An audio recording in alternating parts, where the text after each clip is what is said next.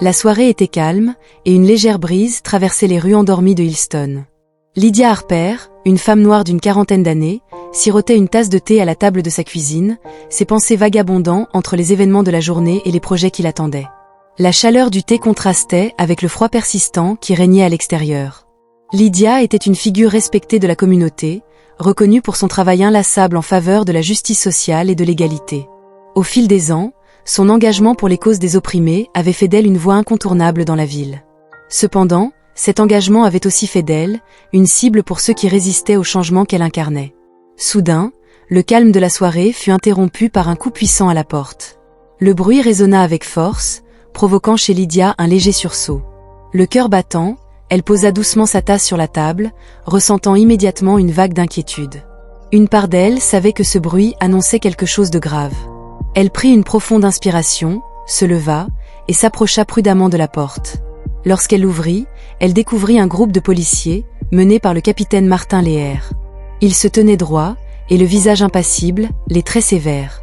Lydia connaissait Leher de réputation, un homme inflexible, peu enclin à la clémence dans l'exercice de ses fonctions. Sans préambule, il la regarda dans les yeux et déclara froidement « Lydia Harper, vous êtes en état d'arrestation pour complot et entrave à la justice. » Il brandit une paire de menottes, prêt à l'arrêter. Lydia resta figée un instant, le choc l'empêchant de réagir. Il devait y avoir une erreur, pensa-t-elle. Elle cligna des yeux, cherchant à comprendre. « C'est impossible, » murmura-t-elle. Sa voix tremblait légèrement, mais elle tenta de maintenir son calme. « Je ne comprends pas. J'ai le droit de savoir de quoi je suis accusée. » Le capitaine Leher ne lui répondit pas. D'un geste brusque, il saisit ses poignets et la menotta sans ménagement. La douleur irradia dans ses bras, mais Lydia, refusant de montrer sa peur, serra les dents. Elle savait que tout ce qu'elle dirait ou ferait pourrait être utilisé contre elle. « S'il vous plaît, laissez-moi passer un appel », implora-t-elle, pensant à sa fille Maya, une adolescente de 16 ans qui dormait probablement dans la pièce voisine. « Ce ne sera pas nécessaire », répondit Leher avec un ton sec et dédaigneux. Lydia se sentit submergée par l'injustice de la situation, mais elle resta silencieuse. Alors qu'il la conduisait hors de la maison, Maya apparut dans l'embrasure de la porte, les yeux écarquillés par la peur et la confusion. « Que se passe-t-il, maman ?» demanda-t-elle, la voix tremblante. Lydia lui adressa un sourire doux, malgré la situation. « Tout ira bien, ma chérie. Reste forte, je serai bientôt de retour, » tenta-t-elle de la rassurer avant d'être poussée vers la voiture de patrouille. Tandis que la voiture démarrait, elle regarda la maison disparaître au loin, son cœur lourd d'inquiétude. L'incertitude de ce qui l'attendait grandissait, tout comme l'angoisse pour sa fille, laissée seule face à cette situation injuste. L'arrestation de Lydia avait été menée avec une rapidité déconcertante. Les accusations portées contre elle étaient graves, un complot visant à saper le gouvernement local. Les preuves, du moins celles présentées par les autorités, semblaient accablantes. Mais quelque chose n'allait pas. Lydia le sentait, tout comme certains des policiers qui l'accompagnaient. Parmi eux, un jeune officier du nom de Daniel. Il avait entendu parler de Lydia, non comme une criminelle, mais comme une femme respectée et aimée de la communauté. Pendant tout le trajet vers le commissariat, il ne pouvait s'empêcher de se sentir mal à l'aise. Comment une femme qui avait consacré sa vie à aider les autres pouvait-elle être impliquée dans un complot aussi grave? Une fois arrivée au commissariat, Lydia fut traitée comme n'importe quel autre suspect. Elle fut photographiée, ses empreintes digitales furent prises, puis elle fut placée dans une cellule froide et austère. Le contraste entre la chaleur de sa maison et la dureté de ce lieu était saisissant. Assise sur le banc en métal, les mains toujours engourdies par les menottes, Lydia sentit le poids de la situation peser lourdement sur ses épaules. Tout cela semblait irréel. À son insu, l'arrestation de Lydia avait été orchestrée par Malcolm Rick, un homme d'affaires puissant ayant des liens profonds avec le gouvernement local. Depuis longtemps, Rick voyait en Lydia une menace pour son empire commercial. Ses efforts pour dénoncer la corruption dans la ville l'avaient mise dans le collimateur de cet homme sans scrupules. En l'accusant de crimes qu'elle n'avait pas commis, Rick espérait éliminer l'obstacle qu'elle représentait pour ses affaires. De son côté, le capitaine Leher, bien qu'il ait initialement accepté les preuves contre Lydia, commença à nourrir des doutes. Assis dans son bureau, il réexamina les dossiers. Certains détails ne concordaient pas. Les preuves semblaient solides à première vue, mais des incohérences subtiles commençaient à apparaître. Cependant, la pression venant de ses supérieurs pour maintenir Lydia derrière les barreaux était immense. S'il remettait en question ses preuves, cela pourrait ruiner sa carrière. Pendant que Lydia faisait face à cette épreuve, sa fille Maya, elle, devait affronter l'hostilité de ses camarades de classe. Dès le lendemain de l'arrestation de sa mère, des murmures et des regards de travers accompagnèrent chacun de ses pas dans les couloirs de son lycée. « Ta mère est une criminelle », raillait un garçon en la bousculant.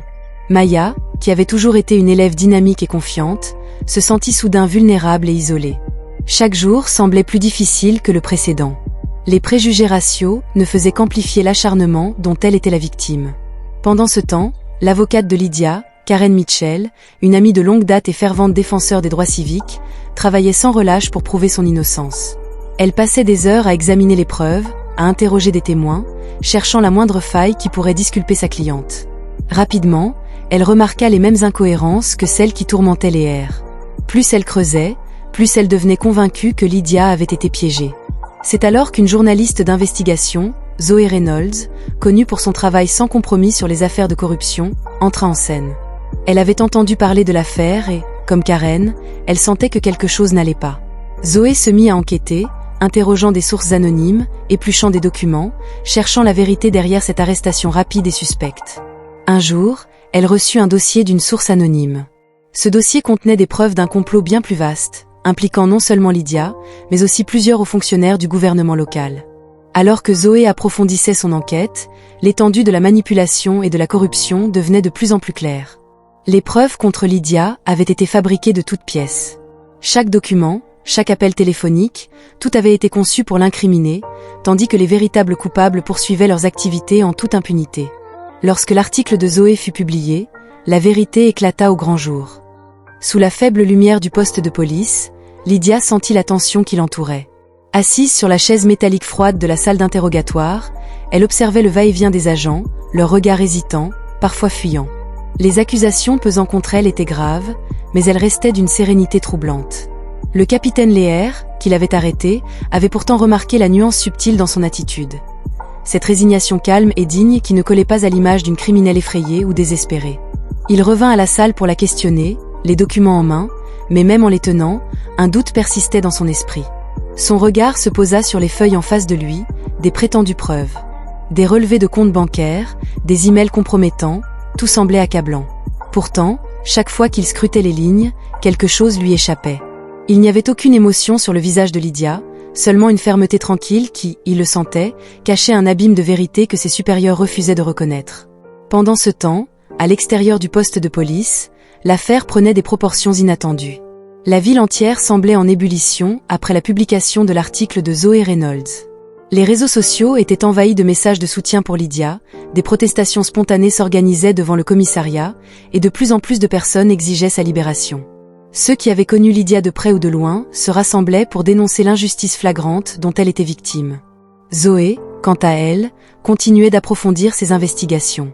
Les informations qu'elle avait reçues de sa source anonyme la menaient de fil en aiguille vers une conspiration tentaculaire. Il devenait évident que Lydia Harper n'était qu'un pion dans un jeu de pouvoir bien plus vaste. Des noms de fonctionnaires, de politiciens et d'hommes d'affaires corrompus apparaissaient peu à peu dans ses recherches. Zoé avait maintenant entre les mains suffisamment d'éléments pour publier un second article, encore plus explosif que le premier. De son côté, Maya, la fille de Lydia, vivait des jours difficiles. À l'école, les murmures et les regards pesaient de plus en plus. Bien que certains de ses camarades lui apportaient leur soutien, d'autres, influencés par les rumeurs et la peur, se montraient cruels. La solitude que ressentait Maya se faisait plus lourde à chaque jour qui passait. Mais malgré la douleur, elle restait forte, fidèle aux paroles réconfortantes de sa mère. Dans la cellule de Lydia, le temps s'étirait. Elle savait que dehors, les choses changeaient. Elle croyait en la justice, en sa propre innocence, et en la force de ceux qui se battaient pour elle. Ses pensées allaient souvent à sa fille, Maya. Elle espérait qu'elle tenait le coup, que cette épreuve ne la briserait pas. Il y avait une sorte de calme dans son attente, une certitude que la vérité éclaterait, même si elle ne savait pas encore comment ni quand. Le capitaine Léa, quant à lui, voyait sa carrière vaciller sous le poids des révélations qui s'accumulaient. Son passé de serviteur loyal du système le rattrapait. Il avait toujours cru que la loi qu'il servait était juste, et que les ordres qu'il recevait étaient fondés. Mais maintenant, face à Lydia Harper, il réalisait que les choses n'étaient pas aussi simples. Ses supérieurs l'avaient poussé à agir rapidement, sans questionner, mais cette précipitation laissait maintenant des traces indélébiles dans son esprit. Un matin, alors que Léa relisait encore une fois l'épreuve, il reçut un appel de Karen Mitchell. Sa voix était sec, mais déterminée. Elle avait de nouveaux éléments qui allaient définitivement changer la donne. Je viens de recevoir une copie de l'intégralité des échanges entre Malcolm Rick et plusieurs figures du gouvernement local. C'est terminé, capitaine. Nous avons de quoi tous les faire tomber. Lear, à cet instant, sut que le moment de vérité approchait. Il se leva, rassembla les documents, et se dirigea vers la salle où Lydia attendait toujours.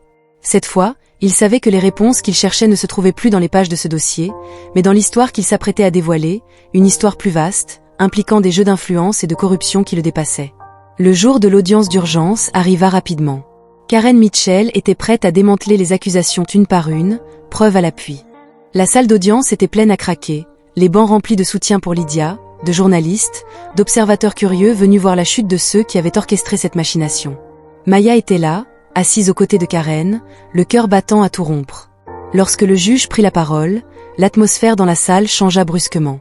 L'accusation commença à perdre pied alors que Karen, calme mais implacable, exposait méthodiquement les failles dans le dossier monté contre Lydia.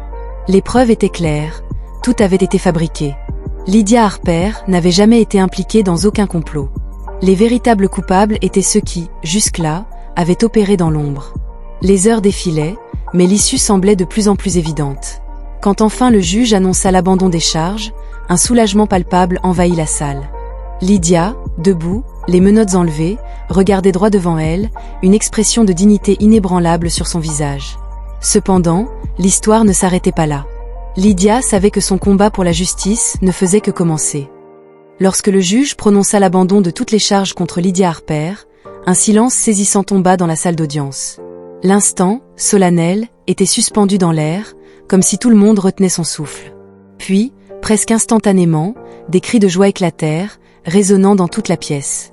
La communauté qui s'était mobilisée derrière Lydia était maintenant débordante de soulagement et de fierté. Des larmes coulaient sur les visages de ceux qui avaient cru en elle depuis le premier jour. Lydia resta immobile quelques secondes, absorbant l'ampleur du moment.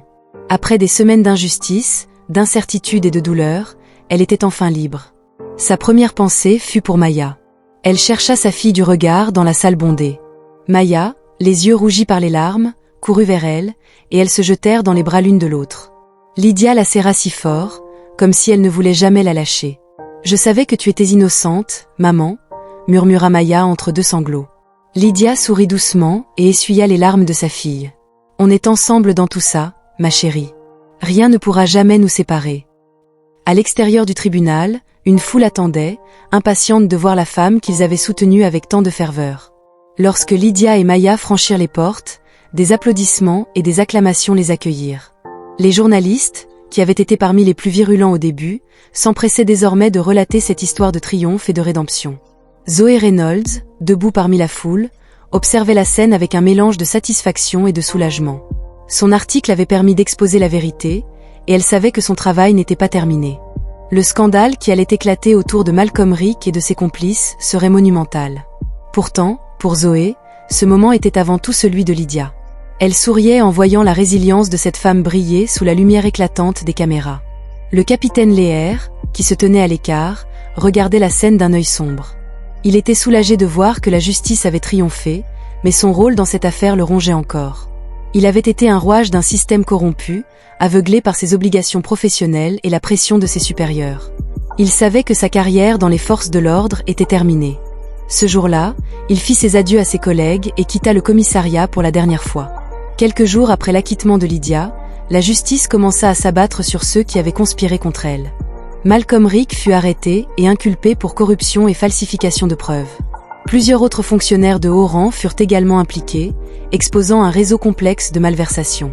Cette affaire devint un symbole national, une illustration de la manière dont les structures de pouvoir pouvaient être renversées grâce à la persévérance et à l'engagement de personnes ordinaires. Lydia, de son côté, avait choisi de reprendre sa vie, mais avec une nouvelle mission. Forte de son expérience, elle décida de fonder une organisation dédiée à la lutte contre la corruption et les injustices systémiques, aidant d'autres victimes à faire entendre leur voix. Elle devint une figure incontournable dans la ville d'Hillston, non seulement pour son engagement pour la justice sociale, mais aussi comme une survivante, une combattante. Maya, inspirée par la force de sa mère, retrouva peu à peu sa confiance. Elle décida d'utiliser son expérience pour sensibiliser ses pairs à l'importance de la vérité et de la solidarité. Des années passèrent, Elle se lança dans des études de droit, bien décidée à suivre les traces de sa mère et de Karen Mitchell pour défendre les droits des opprimés. Le combat de Lydia ne s'était pas terminé avec sa libération. Il avait, au contraire, ouvert une nouvelle ère. La communauté d'Hillston, autrefois fracturée, s'était rassemblée autour de la cause de Lydia, et des réformes étaient déjà en cours pour améliorer la transparence et la justice dans les institutions locales. L'histoire de Lydia Harper devint une légende, une source d'inspiration pour tous ceux qui croyaient que, même face à des systèmes corrompus et des accusations injustes, la vérité finit toujours par triompher. Elle montrait que, même lorsqu'on est au plus bas, la dignité et la détermination pouvaient changer le cours de l'histoire. Et alors que le soleil se couchait sur une nouvelle journée à Hillston, Lydia, debout sur le porche de sa maison, regarda Maya jouer dans le jardin. Pour la première fois depuis des mois, elle se sentait en paix.